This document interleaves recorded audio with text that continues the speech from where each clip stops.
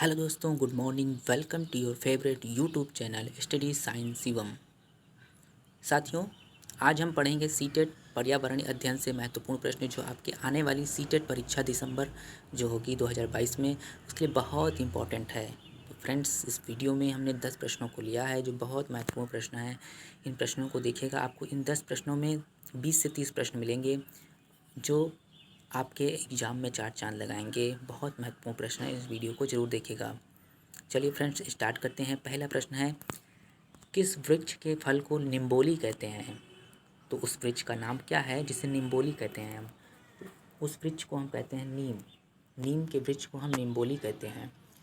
और एग्जाम्पल देख लेते हैं। खेजड़ी, ये राजस्थान का राजकीय वृक्ष है। नीम औषधीय गुणों वाला वृक्ष है। तुलसी घर की रानी और औषधीय गुणों वाला वृक्ष है। रेगिस्तानी ओक, तने में जल सिंचित रहता है, यानी कि रेगिस्तानी ओक में पत्तियां नहीं पाई जाती हैं, इनमें कांटे पाए जाते हैं और इनमें जो जल होता है वो तनों में जल संचित रहता है। ओके, नेक्स्ट है नीम। नीम का वृक्ष उच्च गुणवत्ता के ह्यूमस पाए जाते हैं। ओके, तो ये 3 से 4 पॉइंट भी बहुत महत्वपूर्ण है, इन्हें आप कवर कर लीजिएगा। बढ़ते हैं सेशन के क्वेश्चन नंबर 2 की ओर। किस पौधे के तने प्रकाश संश्लेषण की क्रिया करते हैं? यानी कि ऐसा कौन सा पौधा है जिसके तना प्रकाश संश्लेषण की क्रिया करता है? तो उस पौधे का नाम है मरुद्भिद पौधे।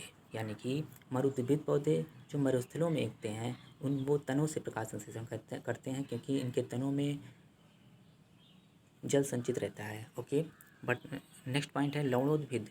यानी कि ऐसे पौधे जो दलदली स्थानों पर उगते हैं उन्हें हम लवणोद्भिद कहते हैं। ओके, इन्हें मैंग्रोव वन भी कहते हैं। जलद्भिद, जलकुंभी, शैवाल, कमल, सिंगाड़ा, ये सब जल में उगने वाले पौधे हैं। समुद्भिद, मैदानी भागों में पाए जाने वाले पौधे समुद्भिद कहलाते हैं। मरुद्भिद, इनकी जो पत्तियां होती हैं वो कांटों के रूप में होती हैं, इन्हें मरुस्थल में उगने वाले पौधे कहते हैं। ठीक है, बढ़ते हैं सेशन के क्वेश्चन नंबर नेक्स्ट की ओर। काली मिर्च। काली मिर्च क्या है? काली मिर्च एक स्क्योफाइट है जो सूखे स्थानों में उगने वाले पौधे हैं। यानी कि ऐसा पौधा जो सूखे स्थानों में उगता है उसे हम काली मिर्च कहते हैं। ओके, बढ़ते हैं सेशन के क्वेश्चन नंबर 4 की ओर। निम्न में से किसकी औसत आयु 8 वर्ष होती है? यानी कि ऐसा जीव जिसकी औसत आयु 8 वर्ष होती है, तो ऐसा जीव है केंचुआ। केंचुआ की औसत आयु 8 वर्ष होती है। यह किसानों का मित्र भी कहा जाता है।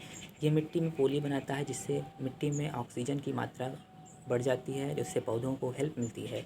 ये सरीसृप प्रजाति का, यानी कि जो सड़क पर चलने वाले जीव होते हैं उन्हें हम सरीसृप प्रजाति के जीव कहते हैं। तो केंचुआ भी एक सरीसृप प्रजाति का जीव है। जबकि सांप की औसत आयु 10 से 12 वर्ष होती है। तो ये भी याद रखिएगा, बहुत इंपॉर्टेंट पॉइंट्स है। बढ़ते हैं सेशन के क्वेश्चन नंबर 5 की ओर। दो पत्तियों को आपस में सिलकर कौन सा पक्षी अपने घोंसले का निर्माण करता है? यानी कि ऐसा कौन सा पक्षी है जो दो पत्तियों को सिलकर घोंसले का निर्माण करता है? तो उस पक्षी का नाम है दर्जन पक्षी। यानी कि जो दर्जी की तरह दो पत्तियों को सिलकर घोंसले का निर्माण करे उसे हम दर्जन पक्षी कहते हैं। बढ़ते हैं सेशन के क्वेश्चन नंबर 5-6 की ओर, लेकिन उससे पहले दो और पॉइंट हैं। कबूतर और गौरैया। कबूतर और गौरैया मनुष्य के घरों में अपने घोंसले का निर्माण करती है, जबकि बसंत गौरी जो है पेड़ों के तनों में छेद करके अपने घोंसले का निर्माण करती है। तो ये भी महत्वपूर्ण पॉइंट्स हैं, इन्हें आप कवर कर लीजिएगा। पढ़ते हैं सेशन के क्वेश्चन नंबर 6 की ओर। लकड़ी के घरों के खंभों की ऊंचाई कितनी होती है? तो लकड़ी के घरों के जो खंभे हैं उनकी ऊंचाई 10 से 12 फीट होती है।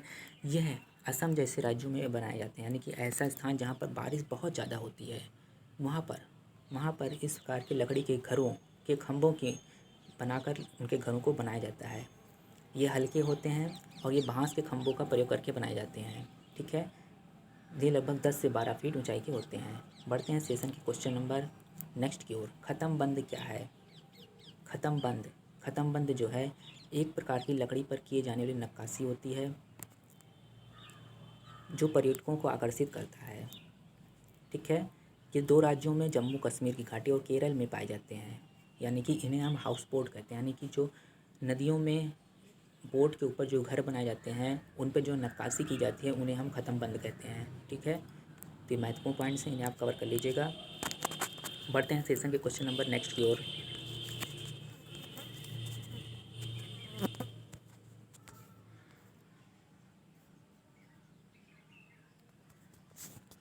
ये सामान्यतः 2 मंजिल सजावटी घर, तैरता हुआ घर भी कहते हैं इसे। यानी कि इसे जो नदी पर जो चल रहा है घर, यानी कि नदियों पर चलता हुआ घर कहते हैं।